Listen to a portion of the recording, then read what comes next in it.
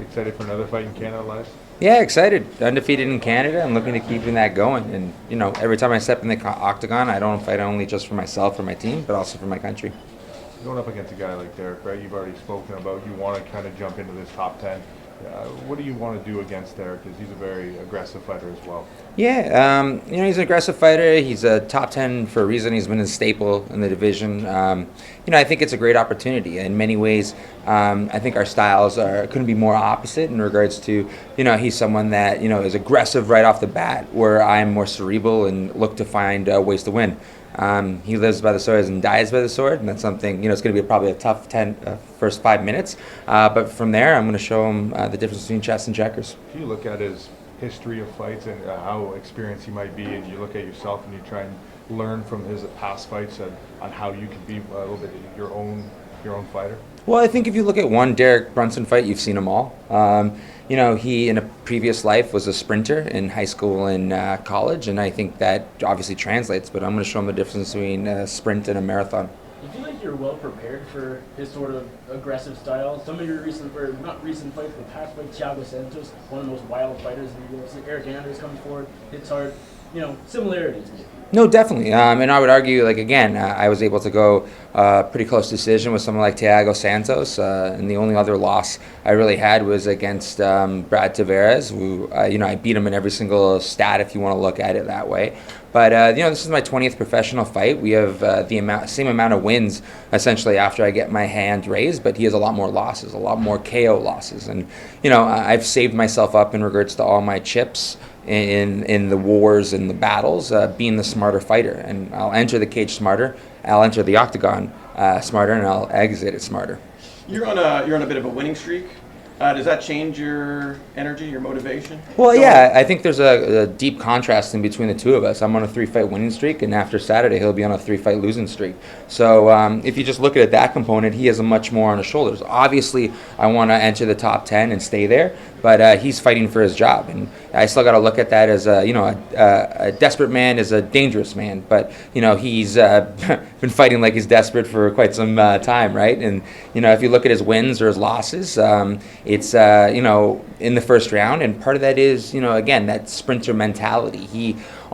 He fights very emotional. Fights start about 50-50, obviously, in regards to each opponent has distance, each opponent has their barrier, and he almost feels compelled out of emotion to break that barrier. And, you've seen that in the fights where, like the Robert Whittaker one, where he had him and then he just exerted everything. Or if you look at the last one with Israel Adesanya, he respected...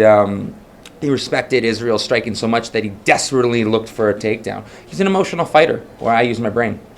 Brunson told us that trading down in Florida now at Hard Knocks with Henry Hooft, obviously a really good striking coach, he's tightened up some of those holes on the feet, keeping his chin high perhaps. What do you make of that?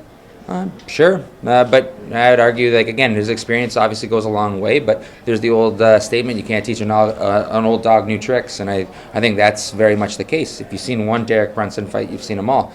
But again, with that being said, I respect him, both as an athlete and as a mixed martial artist, and he's a great wrestler, but I've competed against great wrestlers before. You have someone like Trevor Smith, who's a D1 wrestler, where opposed to Derek Brunson's D2, and a lot of his wrestling kind of goes out of the window the more it doesn't work.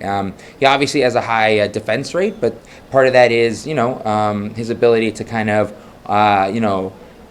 just be wild, he's very strong, but so am I. So, again, I'm going in there with a game plan that I think I know is just battle tested, because going into the octagon for the 11th time, this will be my 8th fight against a southpaw. So in many ways, there's a blueprint that I have. My only 2 losses are against regular stance individuals.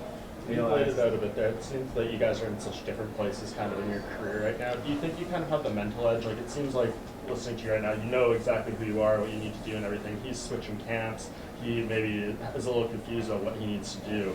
Does that give you an advantage going into 100%. And again, that added pressure. I'm going in there with 3 wins. Arguably, again, depending on what you scored the Derek Brunson fight, not Derek Brunson, the Brad Tavares fight, I only have 1 loss against someone that's now fighting for the title, and I'm the only real person to ever take him to a decision.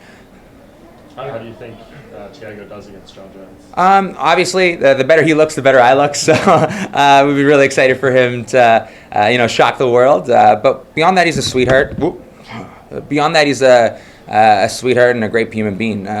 It's always an honor, and same thing with Derek after Saturday. It's an honor to step in the cage with my fellow competitors. Hi, Elias. Just a few for you here. Hey, man. Nice to see you. So we both know you've developed among some fans maybe not the most exciting fighting style in their perspective, but Luke Thomas has praised you as having one of the most entertaining Twitter games and Twitter profiles in the game.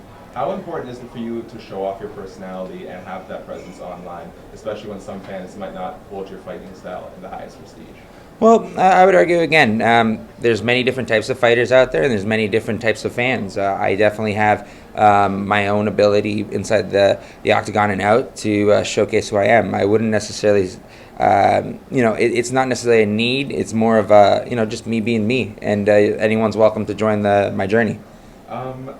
It still seems to me, having talked to Derek Brunson a little while ago, that no one you fight you always seem a little underestimated. What is it? Why is it, do you think, that all your opponents underestimate you?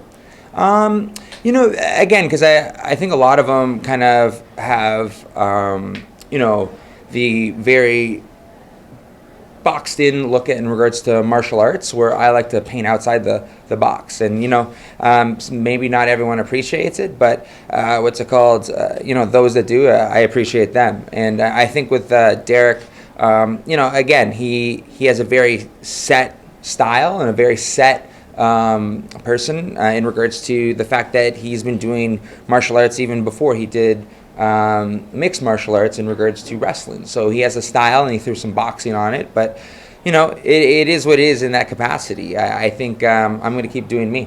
Last one for you here. We know how important your hair is to you. I'd love it if you could rank these three fighters based on their hair: Clay Guida, Brian Ortega, Roy Nelson. Amazing. Okay, so, well, again, obviously, someone like Clay Guida is a GOAT, and he's been around forever, and the fact that he doesn't put it in a ponytail most of the time is just maddening. Again, one of the big hurdles in regards to my Thiago fight was the fact that my hair came undone, and from then on, I was like, braids, always braids, no more man bun. But, I'd say, there's a different type of hair class for everyone, so it's more like the idea. Clay Guida's like the wild, and obviously Brian Ortega is slick and smooth, and big country. What's it called? If less is more, think how much more is, and I'm talking about size. UFC did a profile on you the other day where it said this is the second chapter of your career, of your UFC career. What's the distinction between the first half and now moving forward? Well, there's a couple of things in milestones. This is my 5th year in the UFC. I just celebrated that April 16th when I won the Ultimate Fighter.